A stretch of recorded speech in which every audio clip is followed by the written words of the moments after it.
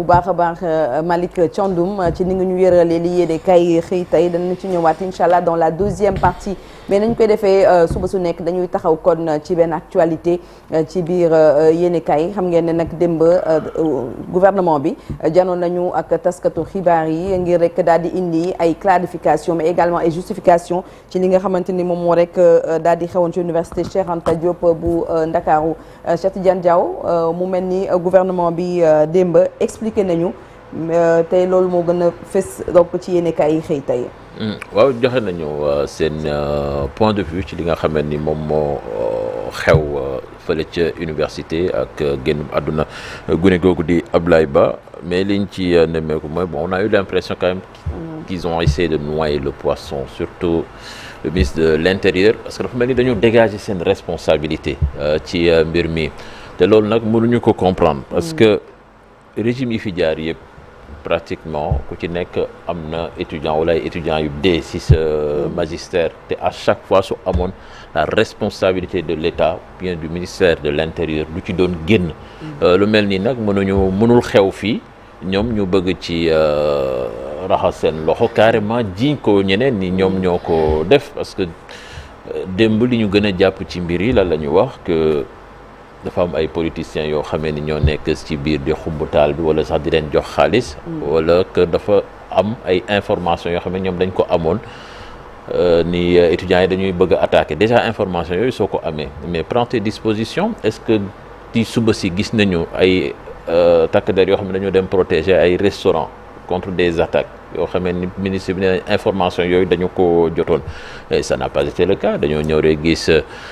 takk der yi dugg ci campus bi commencé jaamarloo ak étudiants yi loolu ça c'est incompréhensible ay ngànnaay biir université Cheikh Anta Diop de Dakar comme ay paaka ak xeet googu loolu lu bees ñu jaar université yëpp xam nañ ne am na ñoo xamee ni ci seen biir chambre yi dañuy téye ay ngànnaay ay genre yi nii c'est pas une première à l'université Cheikh Anta Diop bu Dakar te dañ fay gis ay ngànnaay loolu ñëpp xam nañ ni warul mu am université mais l'ampleur de nan lañ koy waxeeti sax de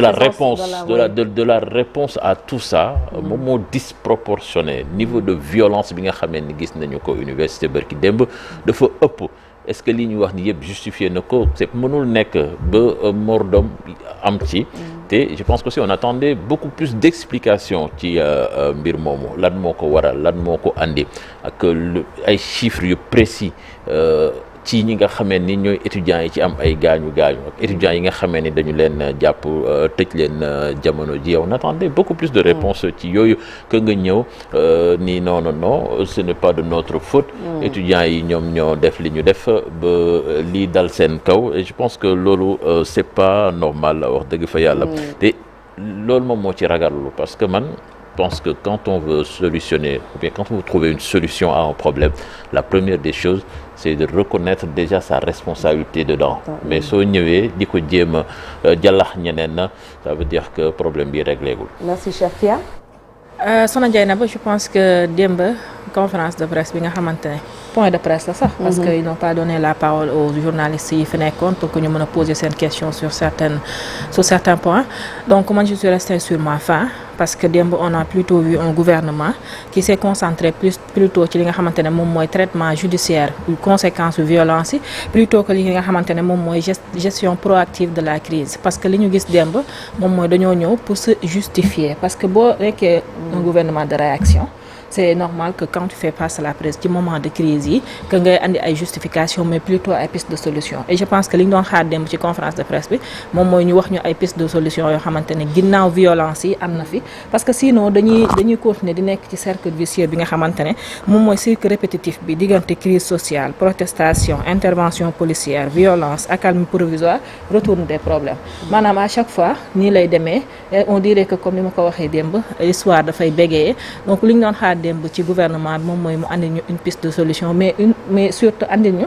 des mécanismes yi nga xamante ne dafay mën a asseoir dialogue pour ñu mën a toog waxtaanee parce que lii tôt ou tard soxna Dieynaba dañuy toog waxtaanee. ministre bi wax na ko que l'enseignement supérieur sur les réformes universitaires ça passe ou ça casse. mais personne ne souhaite que ça casse. on souhaite que tey jii bu réforme di am que mu nekk des réformes yoo xamante ne c'est solide pour que lii di suñu université yi ak ñi nga xamante ne ñoom ñooy ndaw yi fa nekk ñu mën a continuer tranquillement li nga xamante ne moom mooy seen jàng parce que tam on ne peut pas continuer à lister nos morts dans les universités on ne peut pas aussi continuer à enterrer nos enfants ci li nga xamante ne moom mooy des suite à des violences policières ou à des violences au sein de l'université Cheikh Anta Diop warul mën a nekk champ de bataille université Cheikh Anta Diop ak yeneen université yëpp dafa war a nekk dëkk endroit boo xamante ne dañ fay former woo di fa jàngee mais aussi di fa former suñuy élite demain parce que suñu jeunesse su tey moom mooy suñuy élite demain donc li ñu doon xaar moom mooy des pistes de solution gis nañ ne que dañoo gis une manque de mesure immédiate pour mën a prévenir li nga xamante ne moom mooy violence su démb yi li ñu gis moom mooy ministre de l'enseignement supérieur bi ñëw di wax sur l'âge des représentants des étudiants alors que moom ci boppam ministère bi mu yor moom mooy gérer plateforme bi nga xamante ne étudiants yi fa la ñuy inscrire pour mën a nekk des représentants donc su ñëwee mu ne wii di poser des questions sur la légitimité des représentants de l'université mais la responsabilité boobu dañ ko koy imputer parce que kooku jékki-jékki rek nekk li nga xamante ne moom mooy délégué wala mu nekk ci niveau bi mu nekk dafa am ci processus bu mu jaar bu mën faa yegg te processus boobu plateforme bi nga xamante ne moom la fay amee ministère bi mu nekk moom moo koy gérer donc mënul ñëw rek imputer faute bi comme ça ci représentant ci légitimité représentant yi nga xamante ne ñoom ñooy université yi mais aussi ñu teg comme ni ma ko waxee mécanisme de dialogue direct gouvernement bi ak ñi nga xamante ne ñoom ñooy étudiants yi pour que ñu mën a toog waxtaan trouver li nga xamante ne moom mooy consensus pour que ñu mën a reprendre année scolaire parce que année scolaire bi le fait campus yi ñu tëj ko nii dafay am des conséquences ci li nga xamante ne moom mooy voilà exactement chevauchement ci li nga xamante ne moom mooy seen cycle scolaire bi donc li ñu doon xaar lu bari ci conférence de presse bi mais li ñu gis démb moom mooy réaction justification et puis ministre de l'intérieur bi wax na que ne moom ci ministère am duñ fi gis yenn yi alors que démb gis nañ fi yoo xamante ne vraiment c'est des images yoo xamante ne c'est mënoon naa ñàkk ci biir université Cheikh Anta Diop et que force de l'ordre yi xëy jógewuñ seen caserne yi dem université ordre lañ fa demee donc dañu wax fan la ordre bi jógee nañ ñu wax qui sont les responsables et que ñu ngi xaar aussi ci enquête yi nga xamante ne moom lañu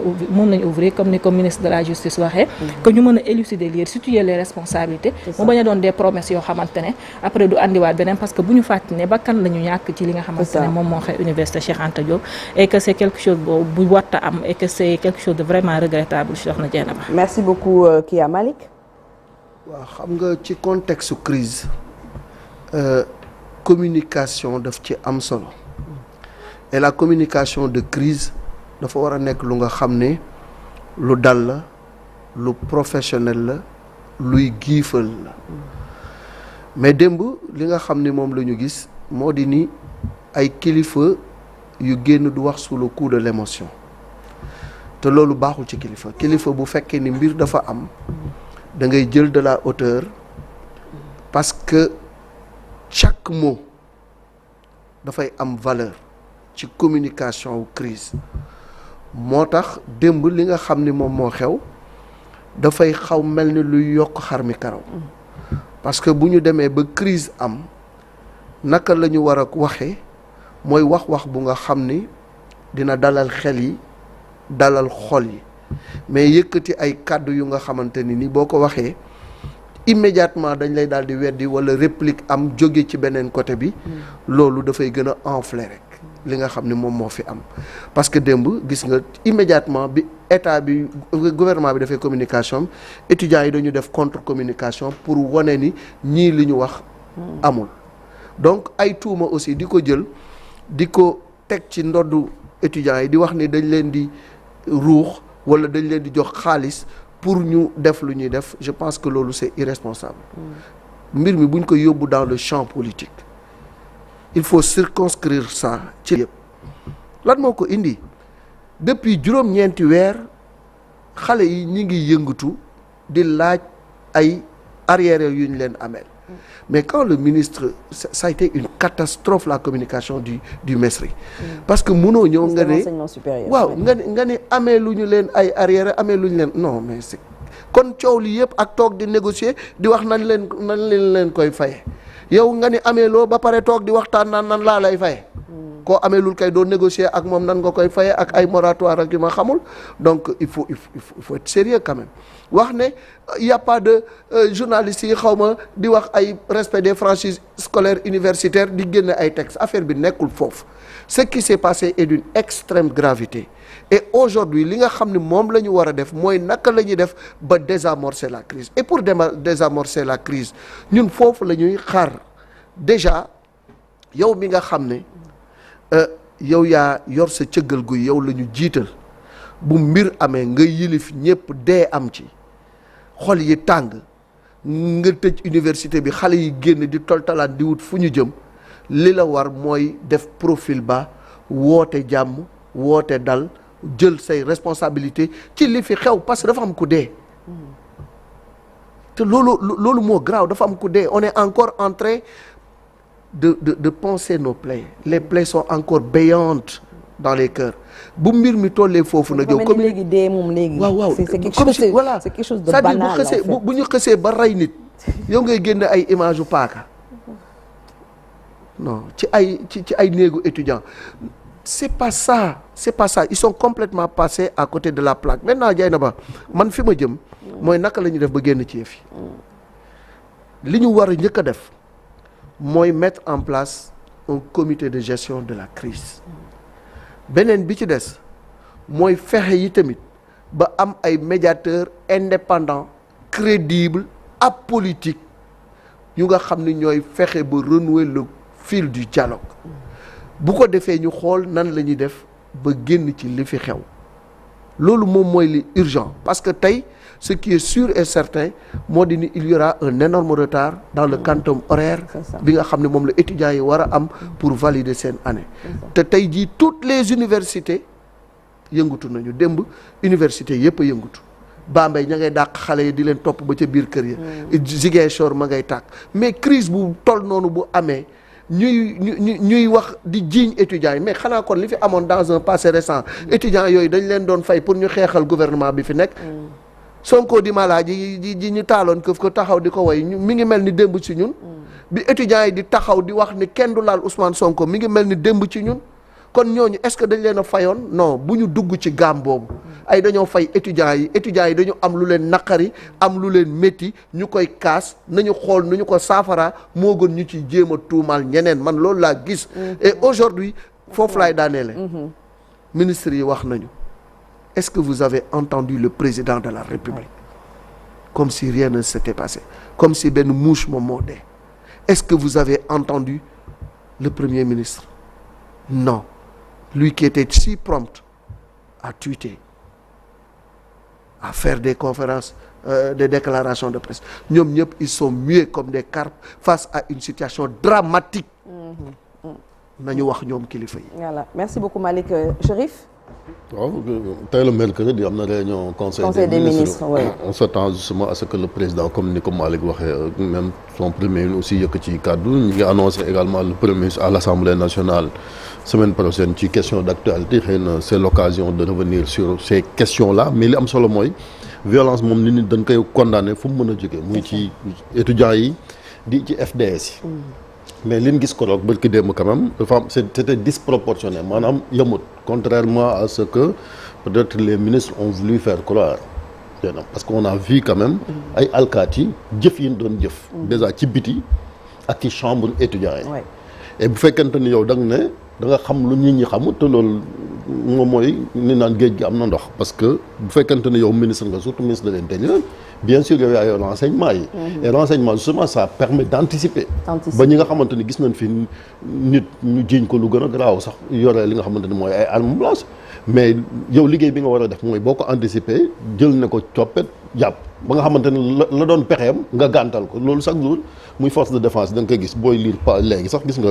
évolution am na ak réseaux sociaux yi boo duggee ci page gendarmerie wala police ci réseau yi dañ koy wan chaque jour nga ne am na ñoo xamante ni kat lii lañ bëggoon def ñu gàntal seen pexe gis nga affaire homosexuelle ak ni bëgg dem am na donc muy loo xamante ni wax dëgg yàlla am waroon nañ dépasser fii ci Sénégal parce que encore une fois kon dafay mel ni da ngay dëggal ñi ko jiitu également ñi même place bi li doon wax événement yi bu ñu fa dem daal nga fi dégg ñuy wax ay affaire force occulte di nga dégg ñu ne wéy am na ñoo xamante dañ leen di manipuler politique kenn mënu ko génne ci université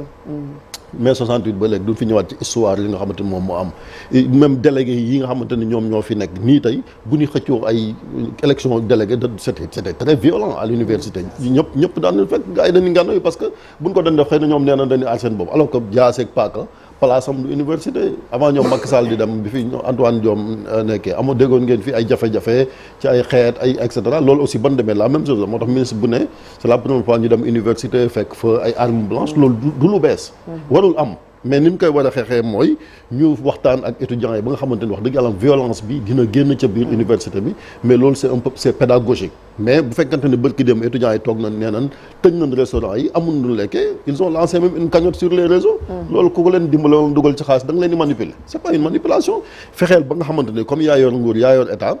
li naan bul jox occasion xëy na sa wujju wala mën na nekk opposant wala et cetera pour ñu bañ fa dugg di dimbale étudiants yi boo ko defut keneen ku jël xaalisam dimbale étudiants yi ngir loolu lekkee c'est parce que yow yaa fuus en tant que état bu Sénégal et ministre bi nga xamante ne moom lañ dénk wàllu enseignement supérieur vraiment matul place am bu ñu waxante dëgg parce que sa communication était catastrophique hier muy Daouda Ngom alors que lui c'est un universitaire nekkoon syndicaliste nekk SAES xam li nga xamante ne mooy fonctionnement université amut âge comme neex nga dem inscrire yow mii bu la neexoon nga dem inscrire di jàng loolu c'est pas le débat mooy affaire bourse yi naka lañ mën a def bu dee état bi àttanatul coût bi naka lañ mën a def ba nga xamante ni étudiants yi dina mën a jot seen bourse à temps rappel yi bu dee 10 nan ñu waxtaan ci te lu waxtaan boobu amoon na réunion buñ ci sumboon eggul nañ fexe nañu toogee autour d'une table pour régler cette question là parce que moom mooy vraiment le véritable problème alors que li ñuy wax défi yi dafa rëy soxna Dieyna ba ci wàllu enseignement supérieur wax dëgg yàlla gàcce la sax ñu ne am na étudiant boo xamante ne bakkam nan ba faroon encore une fois ci mbiram œuvre sociale maanaam ci ay bourses ak yu ni mel alors que fi àdduna toll ak ni ñuy xëccoo moom ministère du rek enseignement supérieur dañ cee toll sax innovation ak recherche foofu la nit ñi xëccoo àdduna bi mais doo dégg sax ñuy wax recherche ak innovation boo xoolee sax lan leen natal ci budget bareetul te ministre bi encore une fois loolu ci réforme yi sax man dama jàpp ni loolu la maanaam ñu jël bourse yi sax jox ko ministère des finances comme ñoo yor xaalis bi di xam nuñ koy déggee ñu gérer ko moom ñu ne ko yow dénk na la njàng meeg njàngale mi naka lañ mën a def ba nga xamante ni Sénégal les universités dinañ performante ba fu ne classement Shanghai suñu université bu Dakar ak suñu yeneen universités yi ñu mën a dem ci kanam mais Bambey gi nga wax ni ñoom seen problème c'est un problème d'infrastructure amul amphithéâtre yu doy nga dem Thiès nga dem université Assane Seck nga dem Amadou Mahtar Mbow foo mën a dem nos universités là duñu am problème yoo xamante ni quand même c'est tellement structurel ba nga xamante ni wax dëgg yàlla am li ñu xaar ci ministre bi ak réforme yi mooy loolu ba mbiram bourse moom ñu dépassé ko su ko defee Sénégal mën a jëm kanam sinon les problèmes là du mën a wéy li ci des nag mooy encore une fois c'est vrai que gouvernement bi def na déclaration c'est le procureur de la République la nit ñi gën a mën a xaar sax que le ministre de l'Intérieur moom sur le plan administratif mën na régler problème xool la police des polices fan la faay am ci maintien de l'ordre bu sanction amee mu def ko li ci des nag justice def ko la ministre a été très prudente quand même hier de la justice wax dëgg yàlla am ñëw na yam ca lan ko yamuloo et loolu mooy yoon ñëw na ne dinañ ubbi enquête la ca dëgg ñu def ko li ci des nag nañ ko bàyyi yi nga xamante ni mooy justice ñu xam kan moo rey étudiant bi et lii bañ a amati fii Sénégal sinon dara du fi réglé. merci beaucoup arrêté aussi loolu ci désamorcer crise bi la bokk bàyyi xale yi ñuy traqué di leen jàpp ci désamorcer crise bi la bokk. merci beaucoup 7h33 jot na mu nekkoon rubrique actu commenté ñu ñëw ci beneen rubrique léegi un jour au Sénégal un jour dans le monde.